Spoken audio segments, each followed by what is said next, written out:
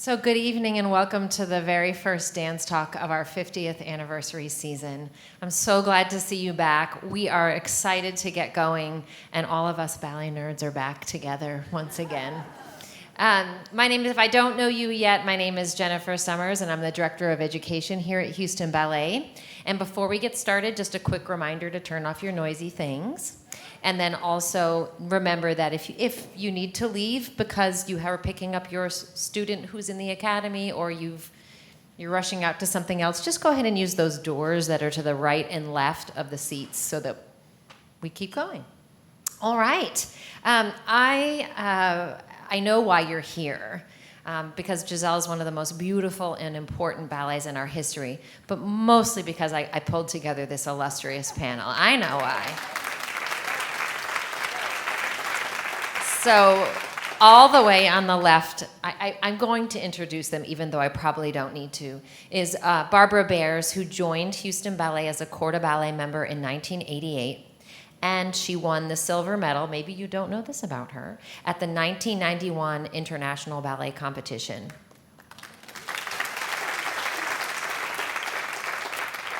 She was promoted to principal dancer in 1995 and danced with Houston Ballet for a total of 20 years until her retirement in 2009. Barb joined the artistic staff full-time. She's been working with the company and the academy since her retirement, but she joined the artistic staff again full-time in 2016, just in time for Giselle? Yeah, I think so. Yeah.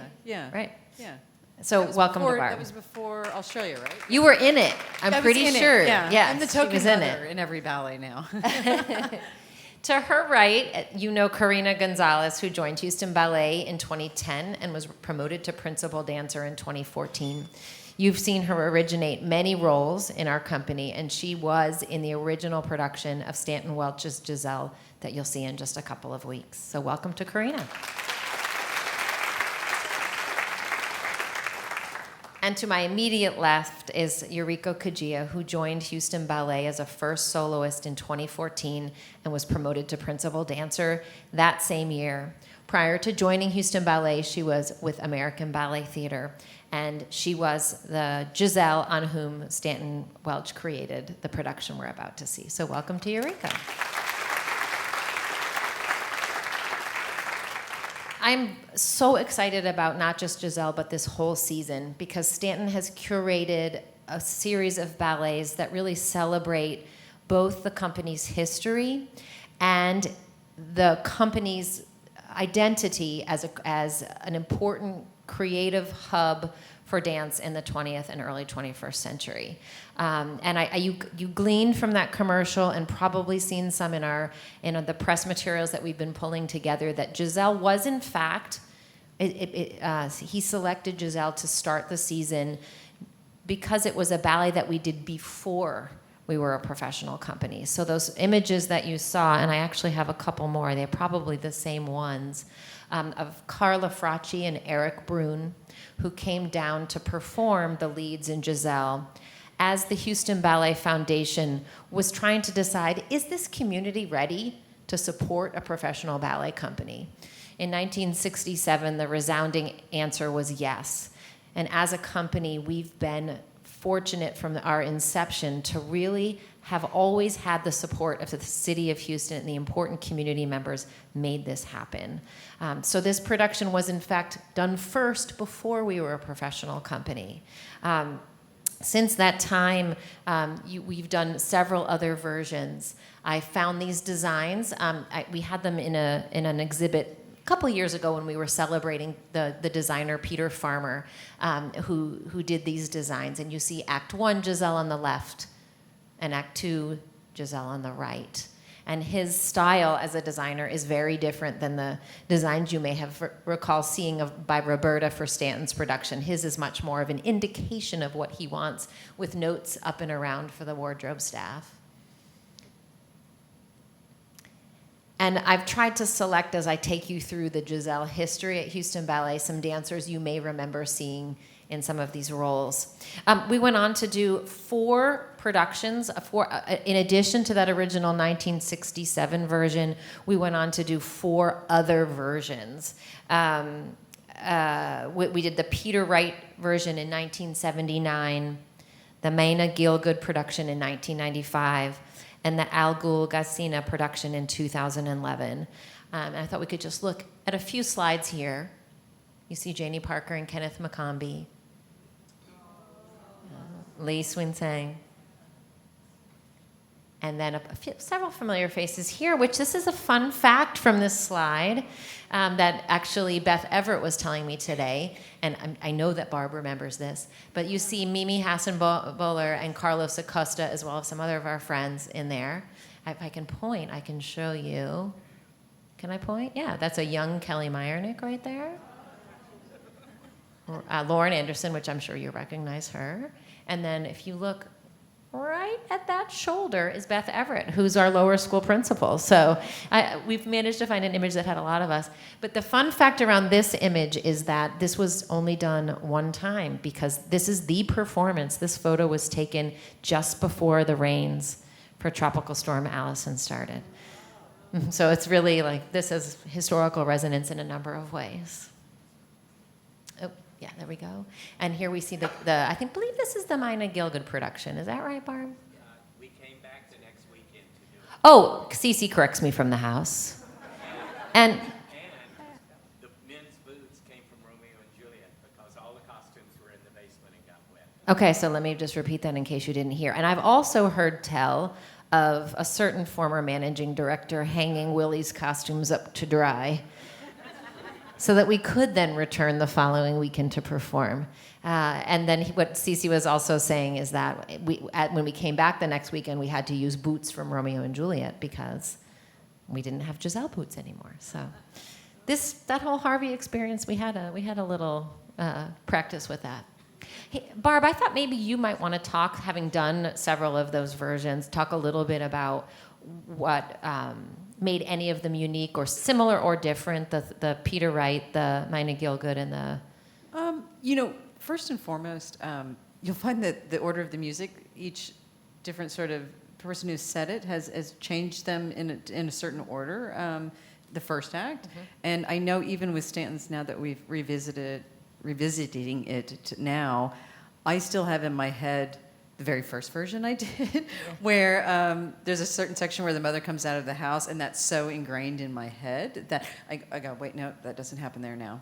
So Stan's put it back in the original order that it was composed. So it's ironic that when you're young, you remember what you did when you were younger a little bit more than you do as time goes on. But I mean, I think it's so similar. I mean, you can go see Giselle if it's a classical version, classical ballet. I mean, they're so similar. Then it's just little nuances. I mean, as far as interpretation and things like that, everybody's primarily on the same page. It's just maybe slightly changes in arms or order of music or things like that.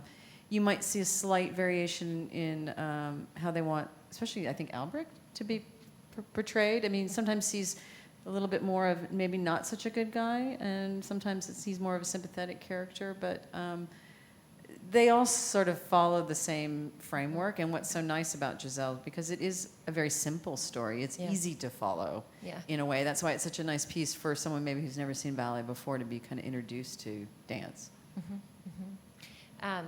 I think this is also, it's special that our company's history starts with one of the oldest ballets that's really one of the two Romantic era ballets that are still done worldwide.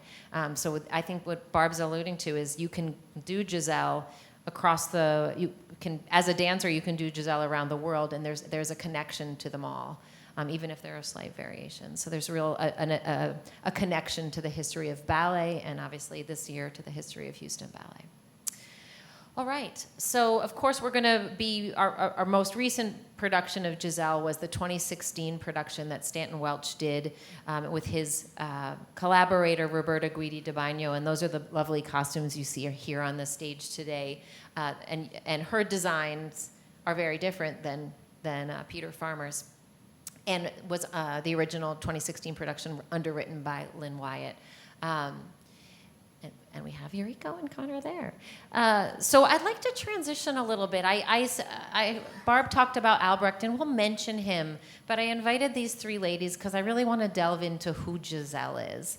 It's a simple story, but she's a really, I love her. I feel that there's something, maybe it's the simplicity and the purity of her love, but I really think she's a special character. And I wondered if each of you could talk a little bit about the character of Giselle and how you see her, who she, not so much the dancing, but who she is to you. And Yuriko, I don't know if you want to take that one and start.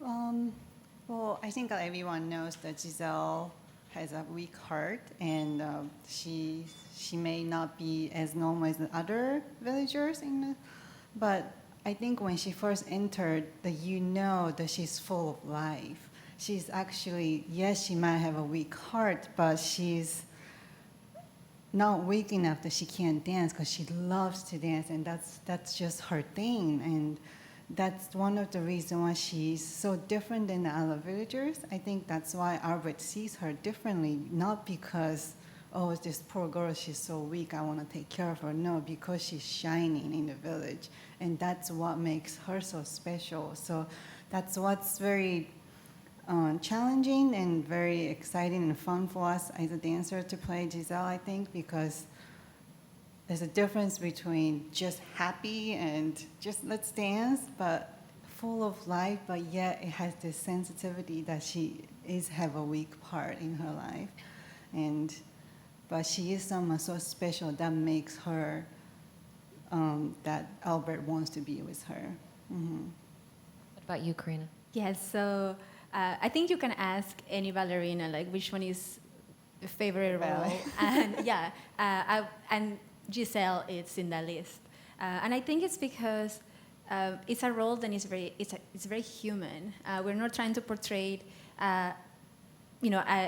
another crazy character. It is a beautiful girl that falls in love with Albert, and then she has that.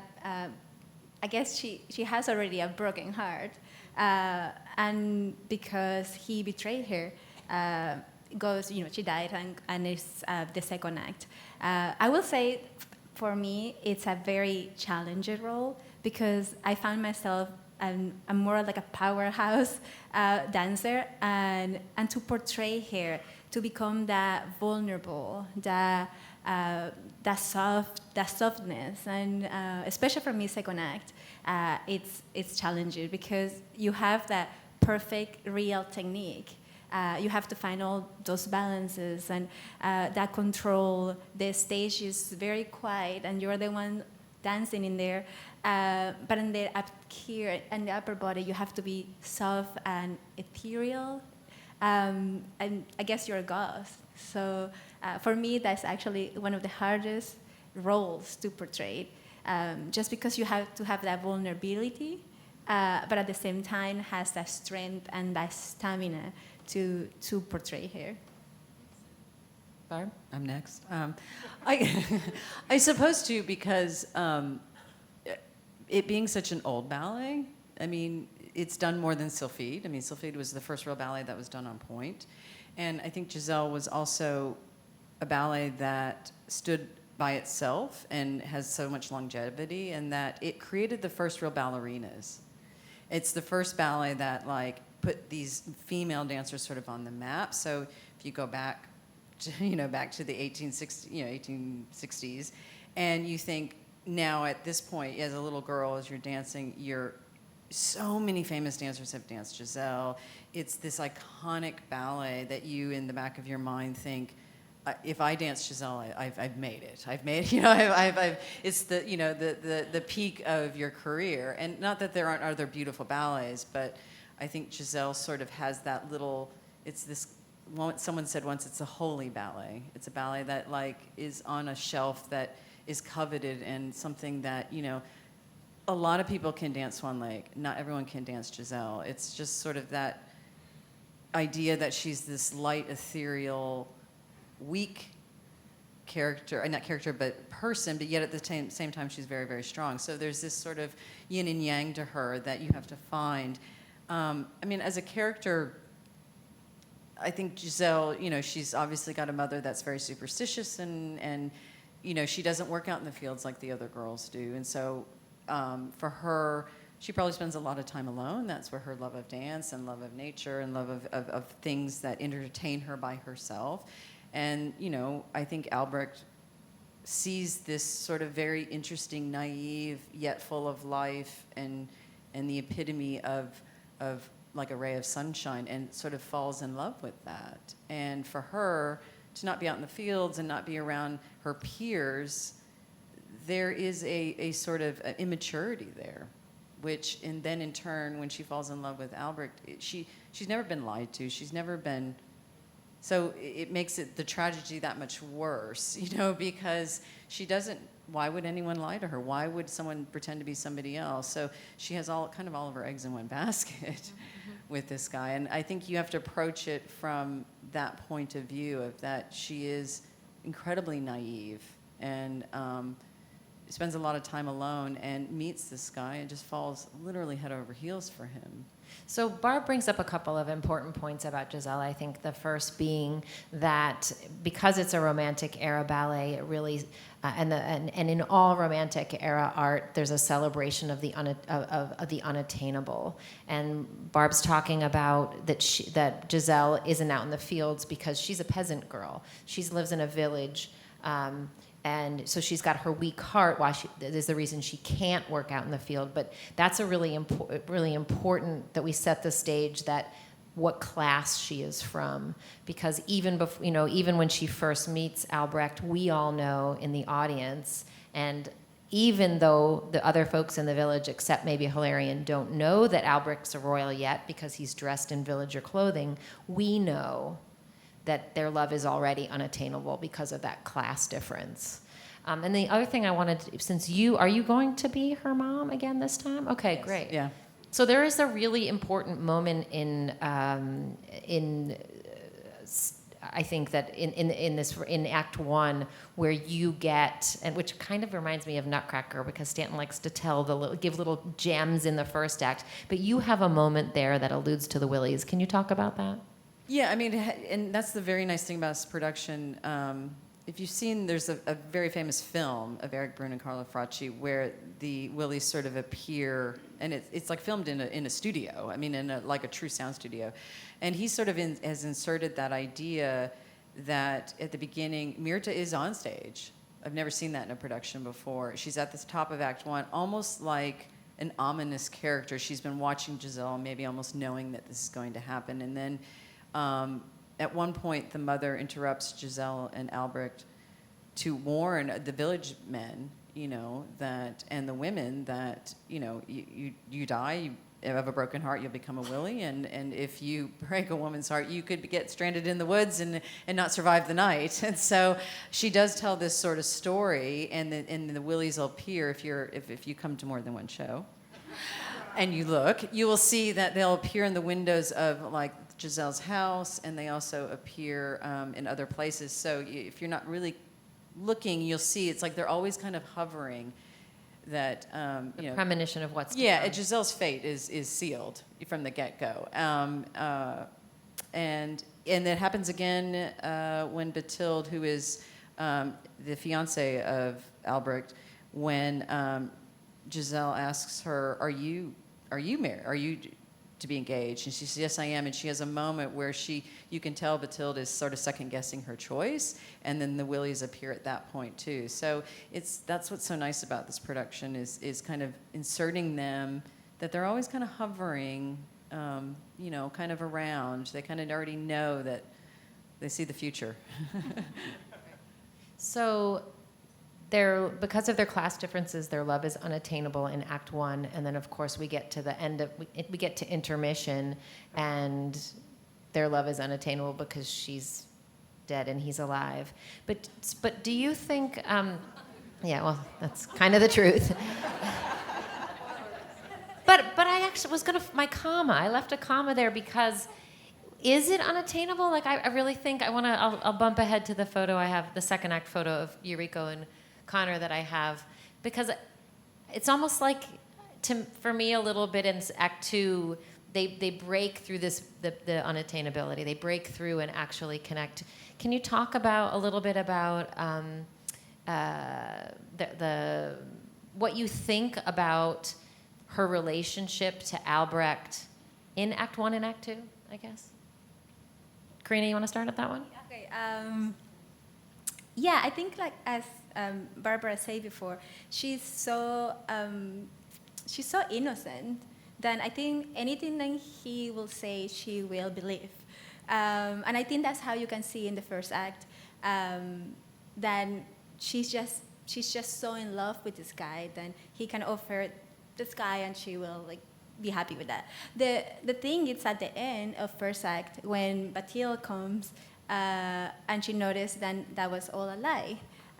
That's what the mad scene comes, which I'm sure you will talk about it later. And I personally think maybe I'm totally wrong, but in the second act, I know that the Willis, they are maidens that die because of a broken heart before they actually go married.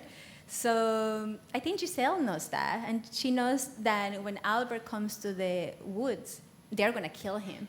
And I think that's when she decides to tell Myrtha, which Myrtha is the queen of the Willis, and I think she had never done that before, right? Like to actually stand up and say, no, he will not die. And I think that's the moment at the end, I think in the picture, when you actually swear to him that you will be with him for eternity. And he actually lives, which I don't think he should live because he lied. But no, I always think that, like, why the bad guy? It's okay. Which I think I need to do my own ballet, okay? My own version of Giselle. The 21st Century Giselle by Karina Gonzalez. Yeah, I'm doing it. But yeah, I think that's what I think. She decides to forgive him and to be with him even if she's going to be out there. So. What do you think? I mean, and I wonder respond to Karina a little bit about whether you think he's a bad guy. I think that's depending on who your Albrecht is. Because you can play it differently. That's what I mean. Not who your Albrecht. I have danced Giselle with a few different dancers, and when you look at the Albrecht, you can tell how they're playing. So that definitely affects me of how I play Giselle for sure.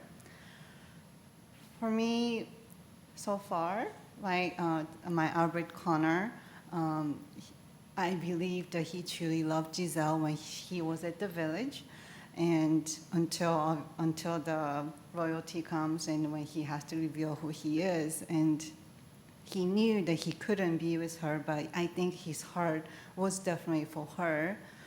And she, even though she went crazy and she died, so either you can think of it as it would be, did she die of a broken heart or did she die of a heart disease?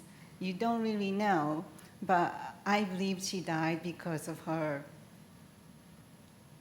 emotion. Not broken heart, emotion.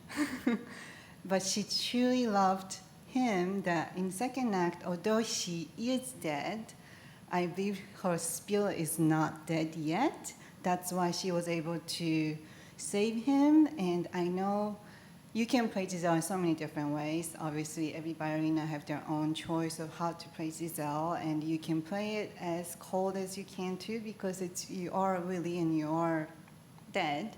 But I believe she still has a little bit of a life to it, even though she is a Willie.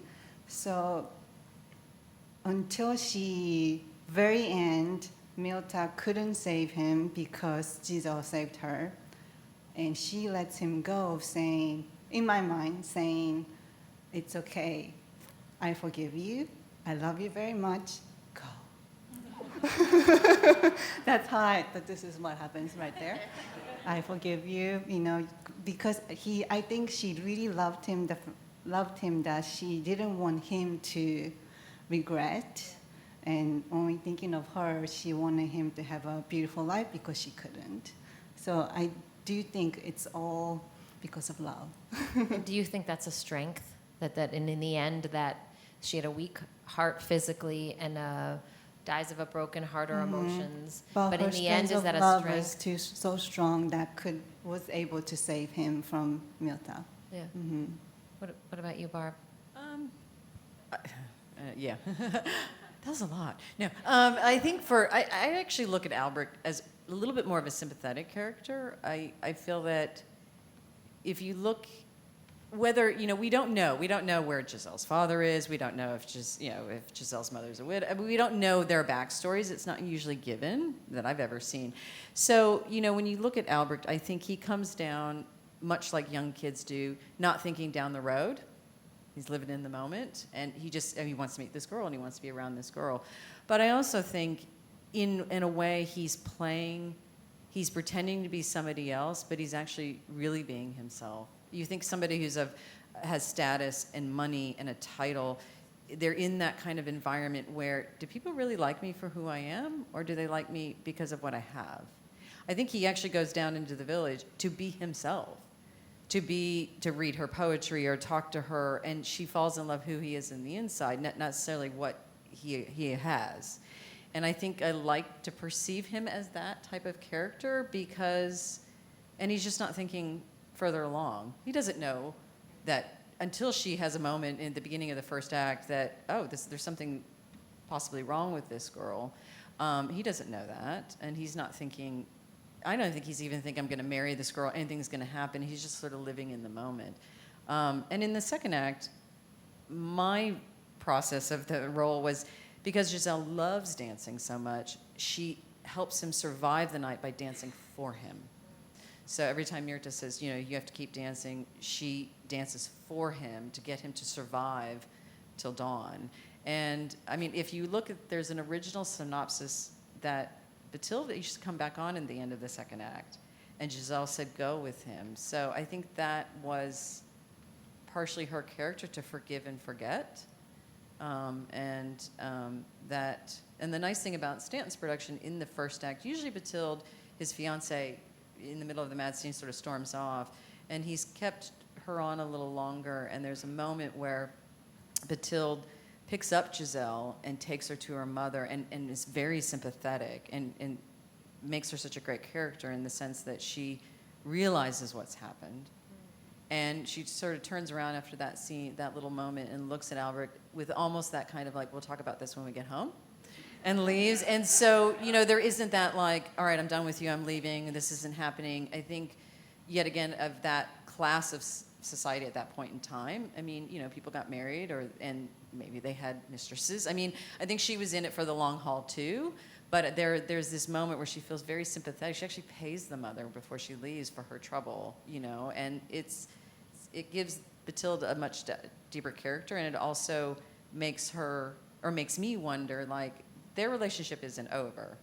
This is just sort of a little hiccup in the road. Albrecht and Bathilde's Yeah. relationship. Yeah. So, Giselle's relation? I want to stick with strength a little bit more and talk a little bit about Giselle and her relationship to Myrtha, and you can talk, emotional relationship, strength, or just the dancing itself, and how they contrast each other. Anybody want to jump in on Giselle and Myrtha, or Giselle's perception of Myrtha?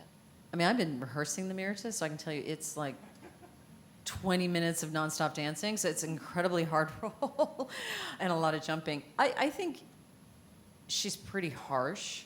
I think Myrtha is like, there's no forgiving there. She's done it. She's been around. That's why she's the queen of the Willis. I think they're the polar opposites. And I think Myrtha is so bitter. That's what makes her sort of the one that's in control. I mean, you'll see Stanton references circles a lot in the second act, and he references it in the first act at times, and it's sort of like the circle of death, and you see Myrtha do that a lot, and it's at the beginning of the ballet when she comes out, she draws a circle. It's like, we're going to find somebody tonight, a victim, and that's where he's going to end Almost up. like a ritual or something? Uh-huh. Like a ritual? Yeah, right? I mean, you'll see. I mean, and I don't know so much about it in this production, which I should know, but normally Myrtha carries rosemary And that means remembrance is the herb. That means remember what he did to you.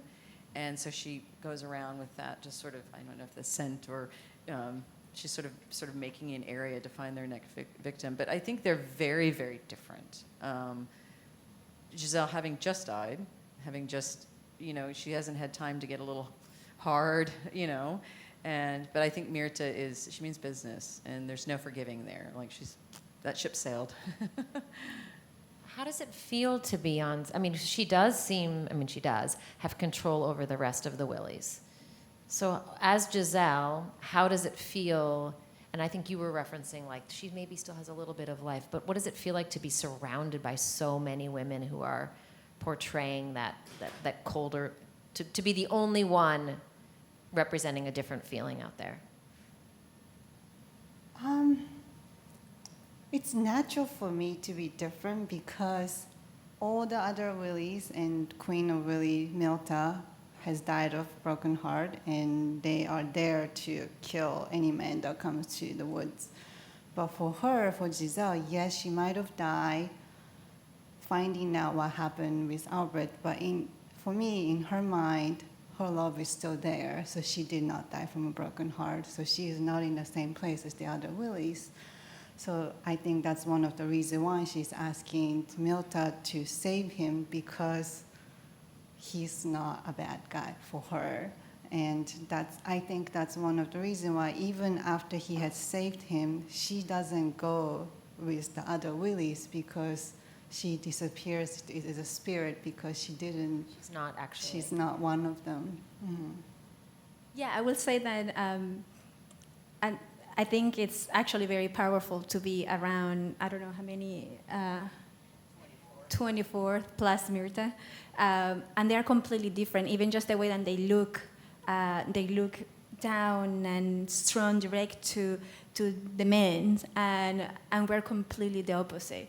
We, for me especially, she had given me a lot of corrections about that. That it's always kind of looking up and being vulnerable, compared with the 25 Willis, then they are completely ready to kill anybody that comes. So I feel like it kind of helped me to find that balance between the Willis and between Sylvia.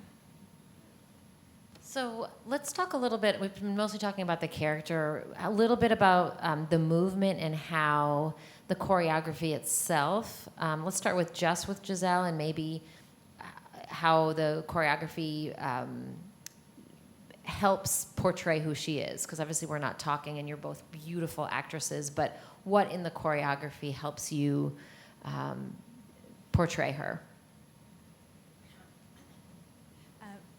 If I start, sorry. I will say that I don't think people can actually see how hard this role is.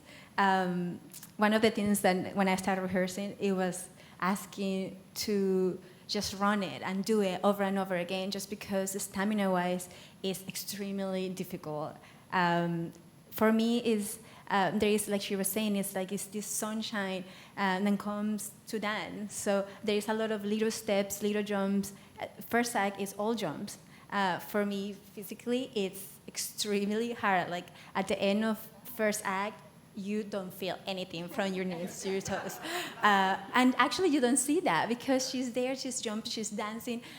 She's happy, she's in love, she's dreaming, but my feet are dying. So I think it's one of those things that people can feel that because we're portraying this happiness up here. And the same thing in second act. Second act, I guess, is that you dance to death, and it's literally that. You're dancing your heart out, and for me, it's one of the most difficult roles, just to find that stamina, how to pace yourself. Even the first entrance for me, it's like you come in and you want to give it your all, but you have 45 minutes to do that, to keep doing that. So, but I think every step kind of say who she is. Even with him, you kind of teach him to dance like you, I guess, to dance like a peasant. And I think you can see that in the choreography. Anything else? Well, first act, as you know, it's a human, so it's easier to relate to. But during second act, you're Willis, so yes, the vocabulary of the steps are still the same classical ballets, the arabesque, the piqué, certain positions, but the way you do it as Willie, it's so different. You have to almost retrain yourself how to do a little piqué arabesque. It will not be the same as how you would do it in class. You do it as a swan lake, as a swan queen. It's just this feeling of hovering in the air, floating in the air. You have to create this vision. It's so important and difficult, and you have to literally retrain yourself to do this dance in second act. What is the transition like at intermission? I mean, you literally die on the stage, but you're still that. When the curtain comes down, you're still feeling the alive Giselle. What are the things that you do to transition to that place? Unfortunately, you don't get to just go like this and say, I'm going to become really, you are going hair and makeup, and it's kind of actually hectic, because from Act 1, you have a normal makeup, and you have to change your hair entirely for second act, and you have to, we call it pancake, you're pancaking your color of the skin to make it look colorless. So you have to do all of that and get your breath back and change your point shoes, change your tie, change your costume. All of that takes 20 minutes, the whole intermission. So you don't really have a moment of just close your eyes and think, unfortunately. But I think because it happens, and Giselle is not in the beginning of the second act. So when the music starts, for me, you start to get into the character. When you come backstage, when you see the girls on stage, it's a completely different scene than what you just saw in first act. So that's transitioning you to the second act. So unfortunately, not when you're doing the intermission. But I guess we can look at, really Roberta in the designs, and certainly Lisa Pinkham in the lights. Even just looking from one to the other, that putting on almost nothing. It's a full tutu, but it's not, there's nothing decorated. It's all, she really went the other direction than this, which is, for a peasant, quite a lush, golden and sunshine, like you were saying. So, is the transformation that you have to do, that must play a role in it too? Sure, for sure. Mm-hmm. So, can we talk a little bit about the paw work, and what might make Giselle and Albrecht's paw work distinct in the canon of classical ballet? Is there something about, you guys have talked a lot about the relationship, and in fact you kind of have two different interpretations somewhat, but what about the choreography?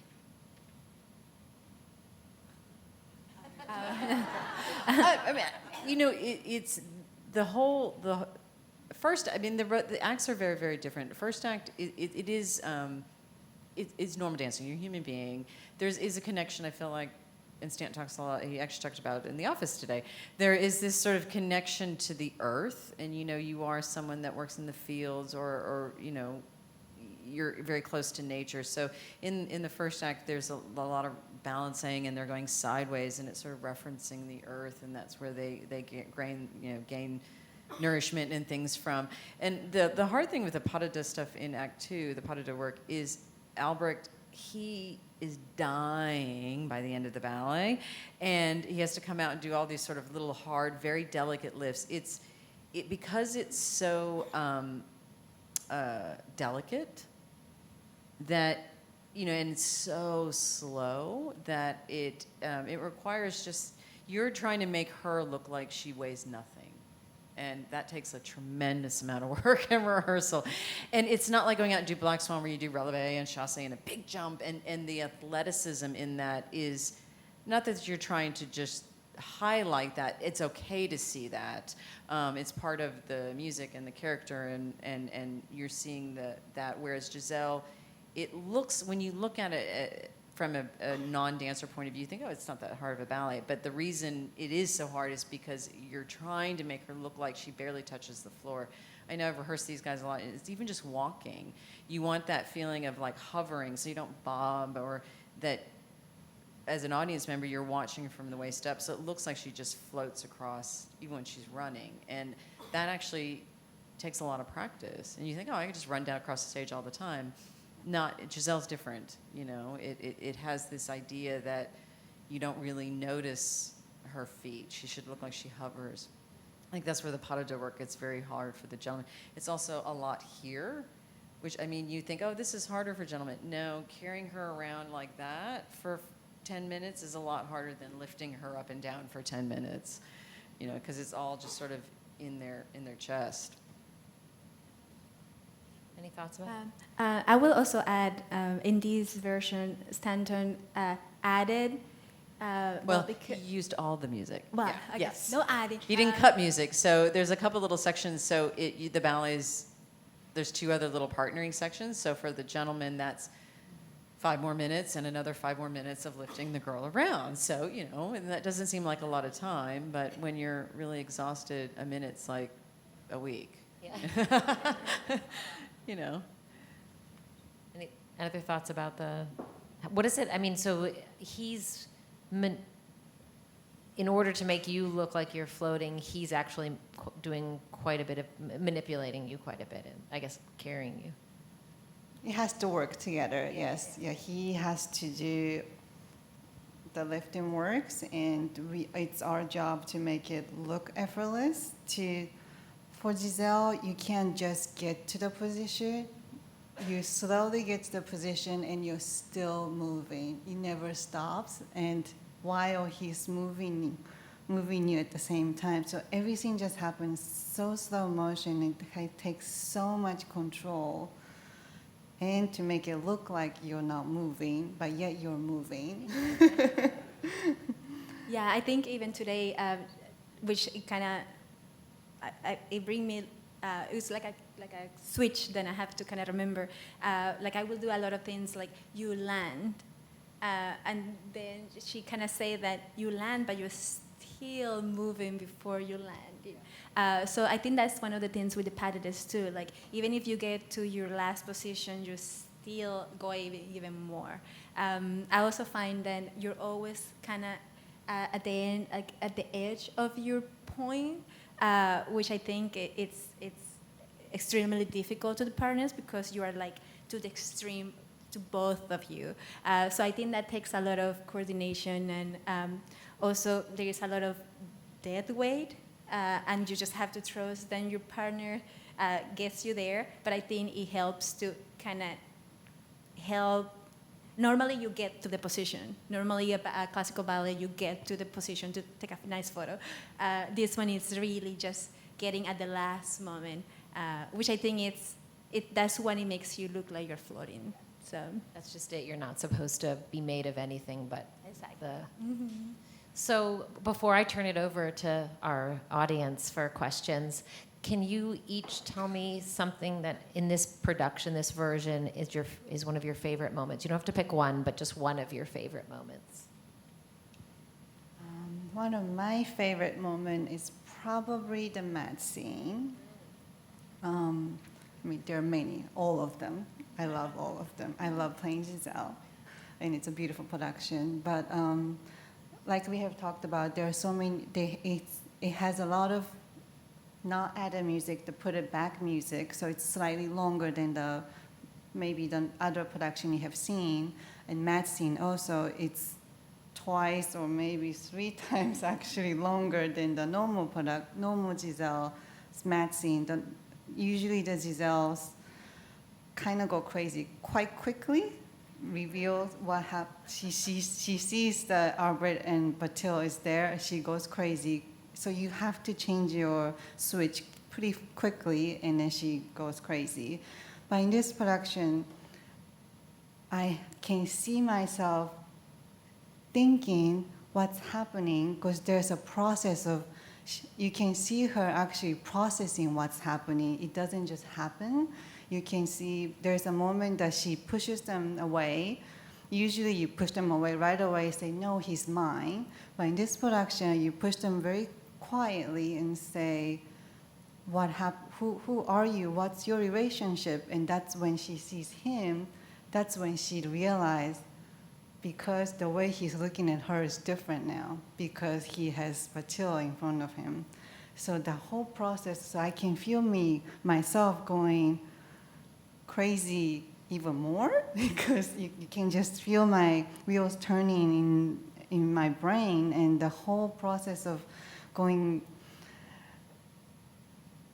the whole mat scene, I can feel that entire flashback memories of Giselle playing with Albrecht and having a good time and what happened, all of that can process much better and makes more sense to me. So I don't know, that's my favorite part, so I hope you like it. Karina? That's a hard question. Yeah.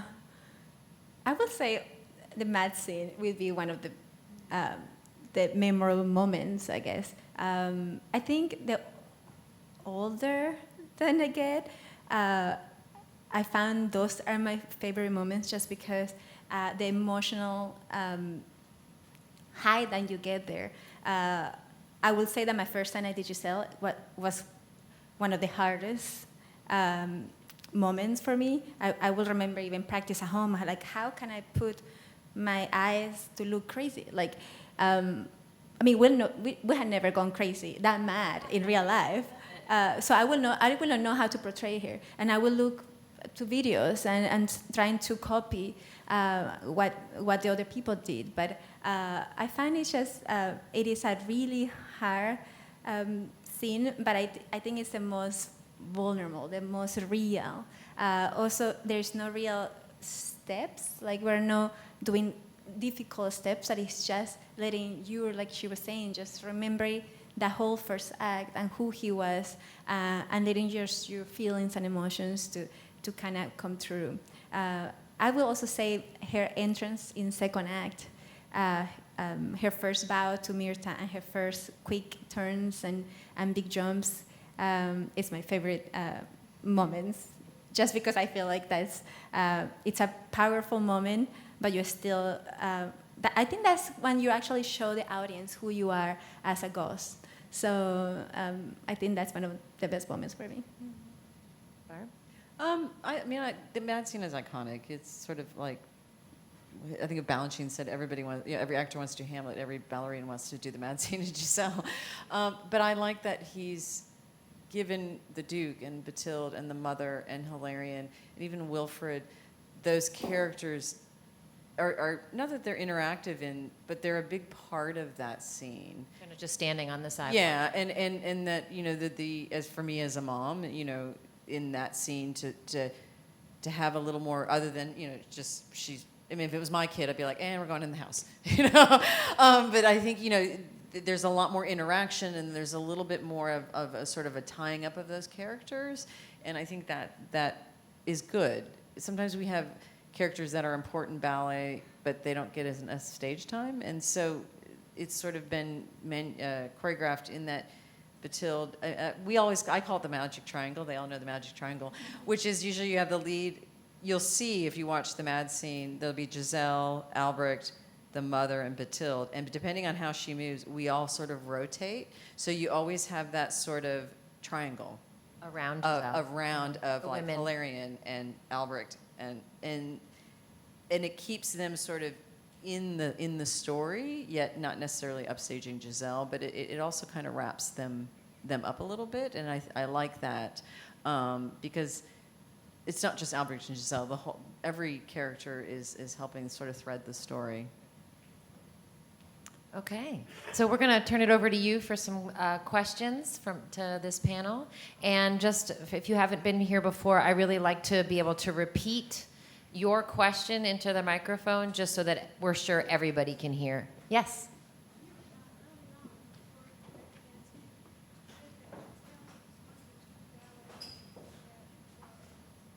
The Romantic era ballets. Yeah. Oh, okay. So Barb referred to that. So early on in our presentation today, we were talking about Giselle being one of the oldest ballets that's still done. It's a Romantic era ballet that's still done worldwide. The other Barb alluded to earlier tonight is La Sylphide, would be the other. La Sylphide was like the first ballet that someone actually stood on point. But the same Taglioni? sort of unattainable. They're not at all the same story, but that same idea of like a mortal and an immortal that can't Yeah, be and I together. think that was around the sort of Romantic era Yeah. where there was sort of fascination with, I don't want to say the occult. I mean, that sounds sort of like bizarre, but you know, like things like fairies. the, and the unearthly things. things and stories about people and you know, that's what I sort of think was what made Giselle hit too. You know, Yeah. it's kind And of like a little mini Me Too movement too with Yeah, girls in the second act. I think mean, so, think about it, like- and also that all that Karina and Yuriko have been talking about in terms of the tip of the shoe and the floating is the whole reason the point shoe was created, is to take the dancer out of the realm of humanity. So that is when we watch them perform, not just Giselle, they're doing something that is beyond human, right? They're obviously beautiful athletes and artists, but they're doing this thing with the shoe that's beyond what we can normally accomplish. So it's almost, that's the Romantic era. Yeah. I guess this is for Barbara. You've danced different productions of Giselle. Was it difficult? What do you do so that you can say, oh wait, this is the one I'm doing, this one, and not a previous? Homework. So the question is, Barbara has many versions of Giselle in her mind and body. How does she make sure that she's in the right production upstairs in the studio? I mean, like as a ballet master, I mean, it's easier when you're a dancer because you're usually learning one or two roles. I think when you're staging a ballet, you know, I did all of the Royal Court, and I'm doing Giselle and Albrecht and Myrtha. So, and you get older, things are harder to remember. But you know, they've seen my books. I probably spent over the summer 30, 40 hours writing it out, and I just watch video after, and then I write it out. I write it out longhand, and you know. Once I set, they know this, once I teach it, it goes away, and I have to like go back and look at my paper. But you just sort of, yeah.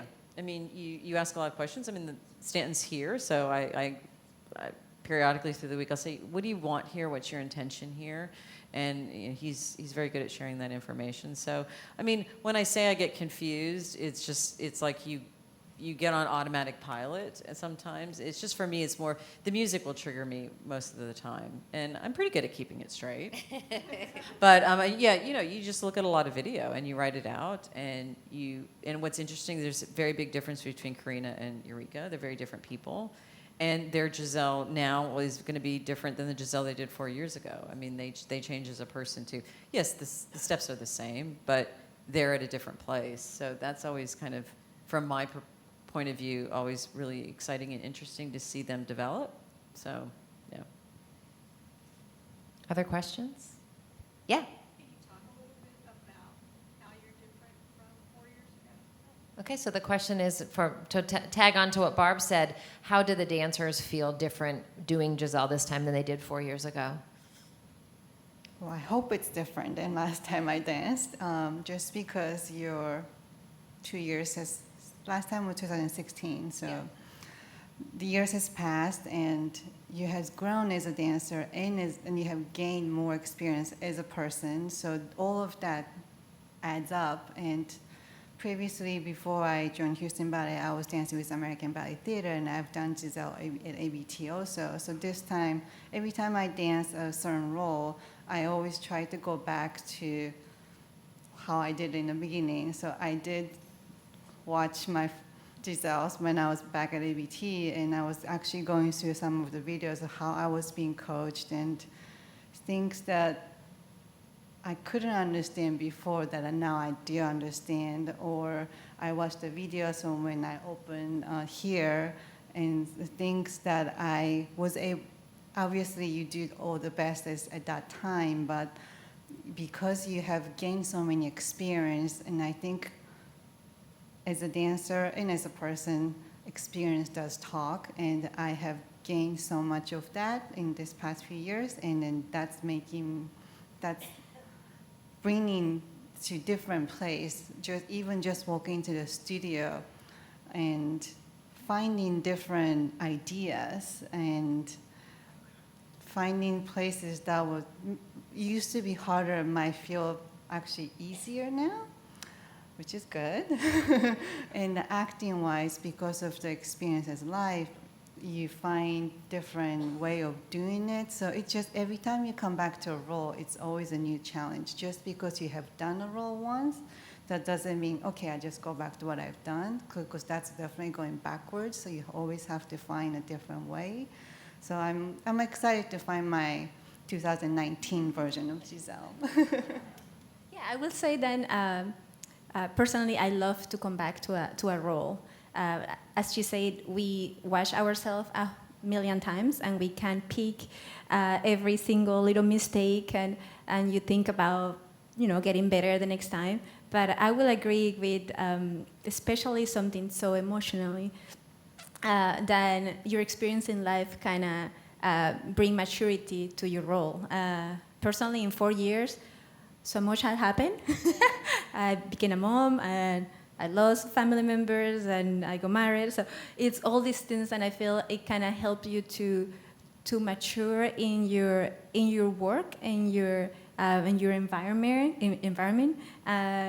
So yeah, I'm looking forward to find my new Giselle. I feel like a little bit more mature than just caring about the steps and that little pirouette that maybe didn't work. I think there is always like the extra level that you kind of find.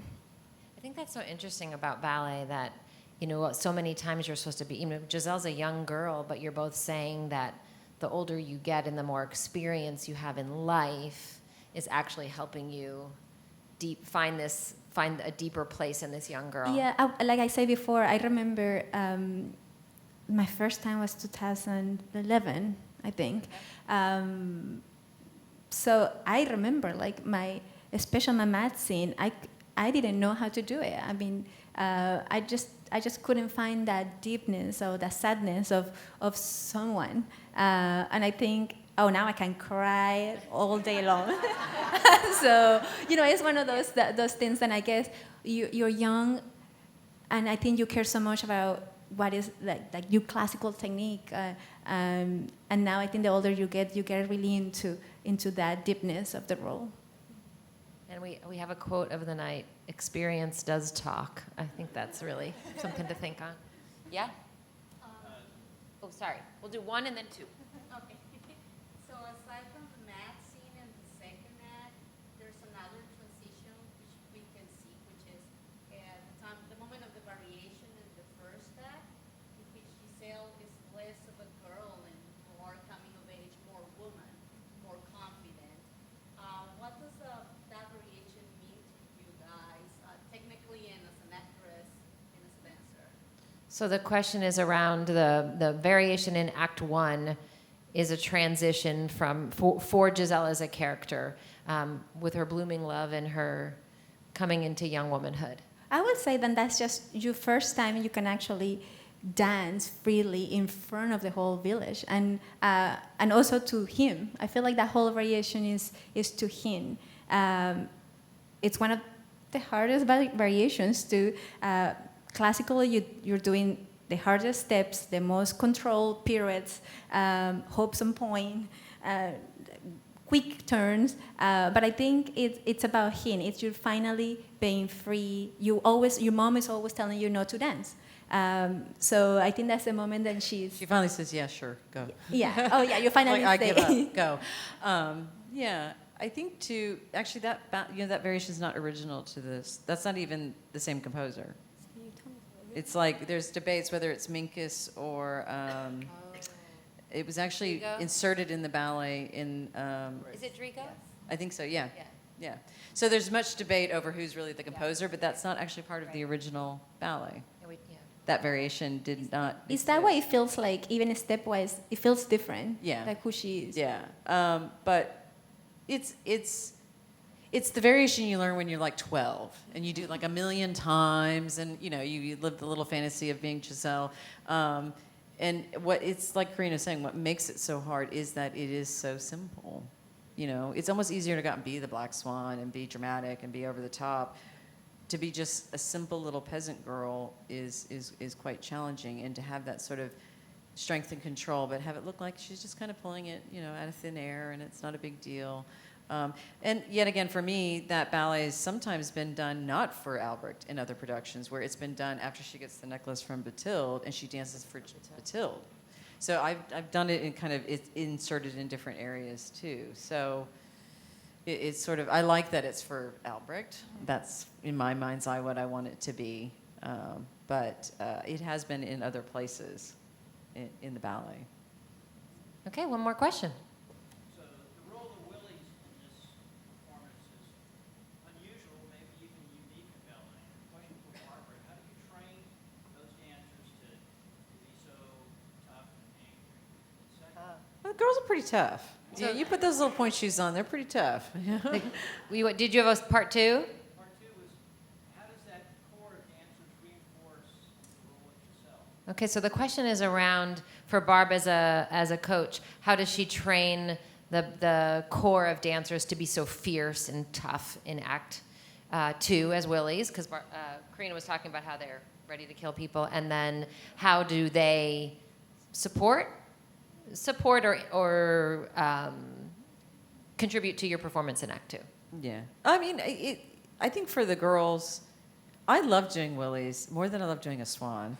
But just because there was something about that power, you know, I mean, in a lot of the romantic or earlier ballets, women are sort of always kind of, you know, the damsel in distress and that. And so something about being a Willie was already empowering, because you sort of had that sort of, that behind you and the choreography behind you. I think the girls enjoy it. It's nerve-wracking. I mean, especially when there's a section where they do all these hops going across, and I mean, it's just practice. It is. It's just being repetitive, and you know, there's little tricks of, you know, swan. Your hand goes at swan height to the top of your bun, and Willie's it's the top of your ear, and that's how you get all the girls to look the same, even if though they're different heights. And so there's little things that we just work on, but. And it's such a cliche, but you're really only good as the guy standing in the back corner. With the company is the guy holding the spear in the back corner, and that's a big thing as a ballet master. We try and drive home that it's not a rent-a-corps. It's like the entire company is, you know, it doesn't matter how well the principals dance if the company's not involved and participate and are present. Not just in a show, but in a rehearsal, because as a principal, I felt like I needed that. You thrive off that energy of the people around you, and the company's they're very good about it. But you need that interaction and that involvement, because if not, it can almost be distracting to a performance. And I feel like the company's very good about that. I mean, I loved I was once a quarter ballet in a group too, so Giselle quarter ballet was actually one of my favorite to do, because Swan Lake is just very painful. Swan Lake is very painful. But Swan Lake is something like Swan Lake, you're not really involved with the principals, or you're not really involved with the story. You just come out and you do the dance and you leave. But with Giselle quarter ballet, you're actually involved with you have a feeling of you're part of the principals, because you get to interact with them even in the second act. So I don't know, I loved doing it when I was in the corps. It was one of my favorite core things to do. I really always enjoyed it, and I don't know, it was just, you felt like I could really give it to that guy and I could do it. You know, I mean, and there's something about that, you know, it's like there's certain ballets that you just feel, you know, girls are always kind of like in that kind of little bubble. They're light ghosts, but they're strong. Yeah, character. and